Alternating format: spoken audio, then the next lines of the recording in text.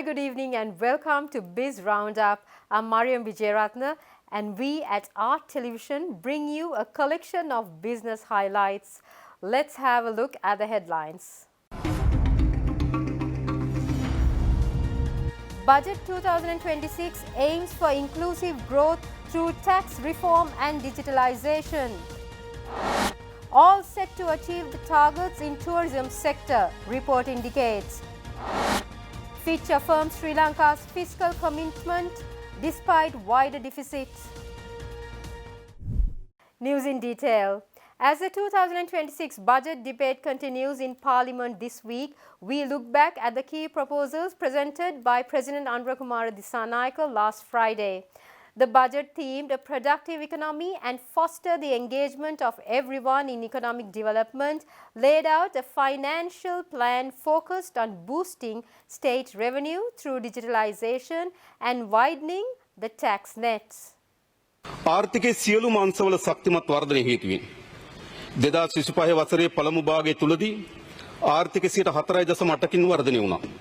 ඒ බහුපාර්ශ්වික සංවිධානවල පුරෝකතනයන්ද අභිභවා යාමක්.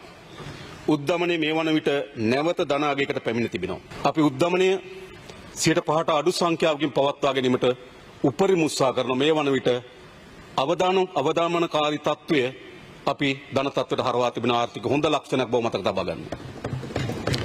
භාණ්ඩාගාර බිල්පත් පොලි අනුපාතික 8.3ක දක්වා අඩු වීමෙන් 33ට ගිය බවත් මතක තබා ගන්න. මේ රටේ අඩුවීමෙන් මූල්‍යංශ ස්ථාවර වී තිබෙනවා. විනිමය අනුපාතිකද ස්ථාවර වී තිබෙනවා. ගෝලීය කම්පනයන් මධ්‍ය පවා ආනයන අපනයන ඇතුළත් විදේශාංශ ශක්තිමත් වුණා. The second day of the debate on the second reading of the appropriation bill for the year 2026 commenced last Monday, the 10th of November. Trade Minister Wasantha Samarasinghe invited the opposition to engage in a strong debate on the budget policies presented by President Andrakumara Dissanayake. The second reading debate on the budget 2026 began last Saturday and was held for 6 days with the voting which concludes this Friday. The committee stage debate began yesterday and will continue for 17 days from November 15 to December 5th. The third reading vote is scheduled to be held on the 5th of December. According to the 2026 budget proposal delivered by the President, the government's expected revenue for 2026 is set at 5,300 million rupees, while the expenditure has been projected to be around 7,057 million rupees. Accordingly, the budget deficit will be 1,757 million rupees or 5.1% of the gross domestic product. රටේ නිෂ්පාදනය නොකර රටේ කර්මාන්ත ආරම්භ කරන්න නැතුව මේ ණය ගෙවන්න බලාපොරොත්තු තියාගෙන මේ රට සංවර්ධනය කරන්න බෑ වැටෙනවා අනිවාර්යයෙන්ම ඊළඟ පාර.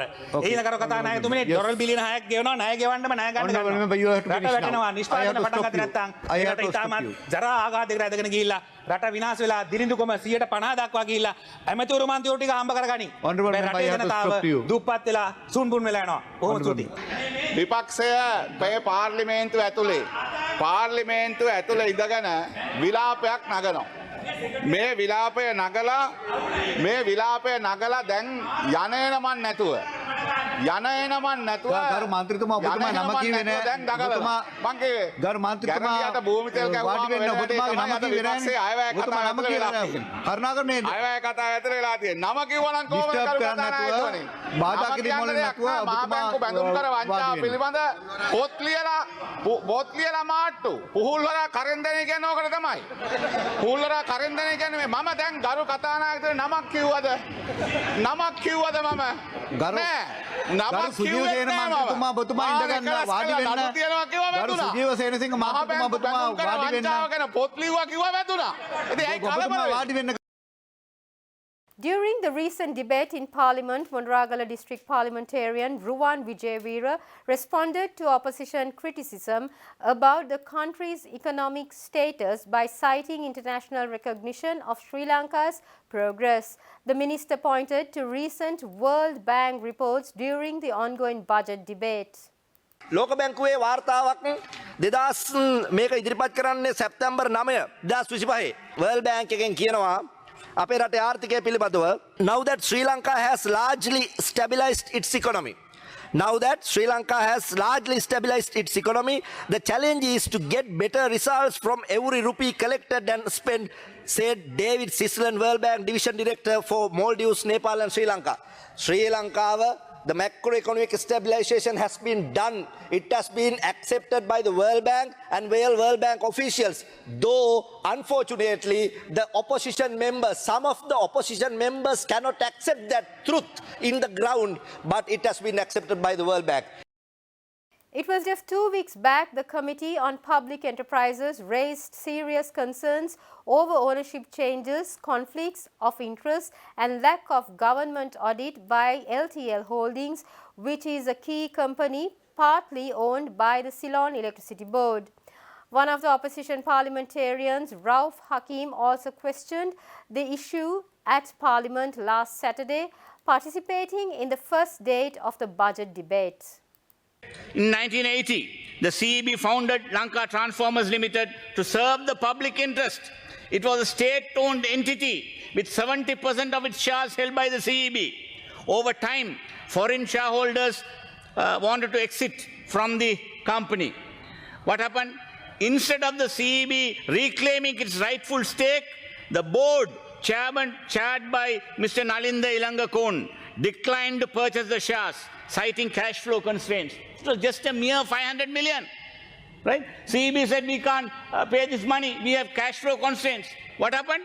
Then came the betrayal. What happens? Mr. Ilangakon, wearing two hats as the chairman both of the CEB and LTL, facilitated the transfer of these shares to a private trust, LTG ESOT, controlled by very insiders who orchestrated the scheme. This trust, now renamed Peradue Private Limited, is 82% owned by the robber gang of 15 engineers. They now beneficially own almost 30% of LTL Holdings without investing a single rupee. Since 2018, this gang has pocketed almost 5 billion in dividends. All this was enabled by leveraging the sovereign strength of the CEB without public consent, without transparency, and without a shred of accountability. Stay tuned, we'll be right back after this short commercial break.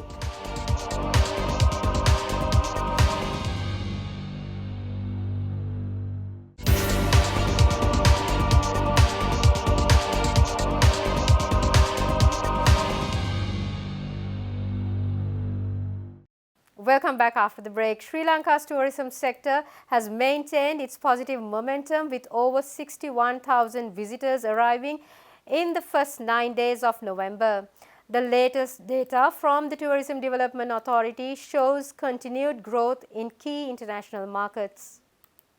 The country welcomed 61,890 tourists from November 1st to 9th, with India remaining the top source market contributing 15,541 arrivals. Russia has emerged as the second largest source with 8,220 visitors, followed by Germany with 4,740 tourists. The cumulative tourist arrivals for the year have now reached 1,952,577, keeping the sector on track to surpass 2 million visitors. The strong performance in early November follows an exceptional October, which saw 21.5% year-on-year growth. European markets continue to show robust demand alongside traditional source countries, indicating diverse market strength as Sri Lanka approaches the peak winter tourism season. Fitch Ratings has affirmed that Sri Lanka's 2026 budget maintains the country's commitment to fiscal consolidation despite projecting a wider deficit than initially expected. The international rating agency noted that sustained revenue performance remains crucial for meeting medium-term debt reduction goals. In the latest assessment, Fitch acknowledged that the government beat its 2025 deficit targets, but highlighted that the 2026 budget aims for a 5.1% deficit, wider than the October projection of 4.6%. The agency noted the primary balance is expected to remain in surplus at 2.5% of GDP, still above the IMF program target of 2.3%. While recognizing conservative revenue projects, Fitch pointed to potential upside from new VAT measures and improved tax auditing. However, the report cautioned that high government debt, projected at 96% of GDP by 2027, remains a key credit weakness. The analysis also emphasized that underspending on public investment could weaken growth potential, making long-term fiscal consolidation more challenging despite infrastructure allocations in the budget. Asset management experts are highlighting unit trusts as a key investment vehicle for achieving higher returns amid concerns about low public awareness. The Unit Trust Association of Sri Lanka has launched a major public awareness initiative to educate Sri Lankans about wealth building through professional fund management. The initiative comes as the unit trust industry shows significant growth, with assets under management reaching 601 billion rupees and unit holders growing to over 131,000 investors. Despite being introduced 40 years ago, industry leaders note that many Sri Lankans still lack knowledge about how to invest in unit trusts or maximize their benefits. SEC Chairman Professor Harendra Disabandara emphasized that unit trusts can play a major role in developing Sri Lanka's capital market, with relevant proposals included in the upcoming budget. The association aims to shift public mindset from traditional saving to systematic investing through various fund types, including equity, balanced, and income funds.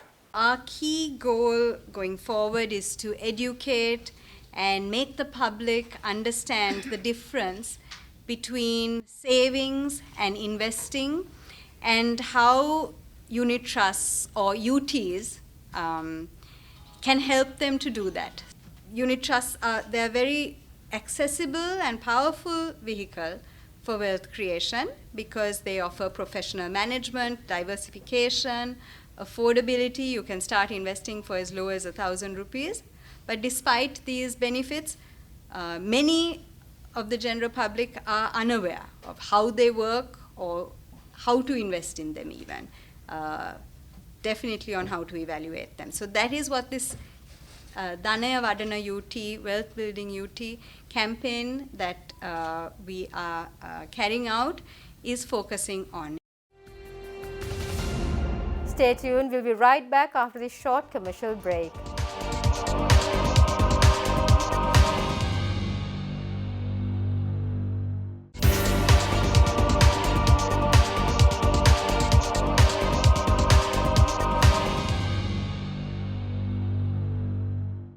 Welcome back after the break. DFCC Bank has announced a major strategic acquisition, signing an agreement to purchase the retail and wealth banking business of Standard Chartered Bank in Sri Lanka. The move signals a significant shift in the country's banking landscape and is part of DFCC's long-term growth strategy. The acquisition covers Standard Chartered's entire retail portfolio, including priority banking, credit cards, retail lending, deposits, and SME banking operations. All employees from the acquired business units will be offered comparable roles within DFCC Bank, ensuring career continuity. The transaction, expected to be completed by early 2026 pending central bank approval, will be funded entirely through DFCC's internal capital. DFCC CEO Thimal Pereira stated this acquisition reinforces the bank's commitment to Sri Lanka's economy as it marks 70 years of operations. Standard Chartered Bank will continue to focus on its corporate and investment banking business in the country, ensuring a smooth transition for affected clients and staff during the integration process. The Commercial Bank of Ceylon Group has reported impressive financial results for the first 9 months of 2025, with net profit growing by over 52%. The banking group's performance reflects strong loan book expansion and improved operational efficiency amid Sri Lanka's economic recovery. The group achieved a net profit of 48 billion rupees for the 9 months ending September 2025, driven by a 34.6% year-on-year growth in its loan book, which reached 1.9 trillion rupees. Net interest income grew by 16.3% to 103 billion rupees, while the bank maintained effective control over interest expenses through an improved CASA ratio of 39.92%. The bank's asset quality showed significant improvement, with the impaired loans ratio declining to 1.79% from 4.08% a year earlier. Chairman Sharhan Muhsin attributed the strong performance to the bank's commitment to lending within prudential limits, supporting national economic growth targets. The group's total asset crossed 3.2 trillion rupees, maintaining its position as the largest private sector bank in Sri Lanka. Janashakti Life has reported exceptional financial results for the third quarter of 2025, with net profit surging by 249%. The company's performance solidifies its position as one of Sri Lanka's fastest growing life insurance, surpassing industry benchmarks across key indicators. The insurer achieved a net profit of 2.793 billion rupees for the 9 months ending September 2025, compared to 800 million rupees in the same period last year. Regular new business grew by 72% year-on-year to 1.227 billion rupees, driven by enhanced customer acquisition and product diversification. Total asset reached 41.508 billion rupees, reflecting the company's strong financial foundation. During this period, Janashakti Life paid out 2.603 billion rupees in claims, honoring its commitment to policyholders. The company is continuing to invest in digital infrastructure to improve service delivery while maintaining its A- credit rating from Lanka Rating Agency. With that, we wind up for today. For this and more, subscribe to our channel on YouTube and follow us on Facebook. See you tomorrow with State of Business at 7:45 p.m. Take care. Good night.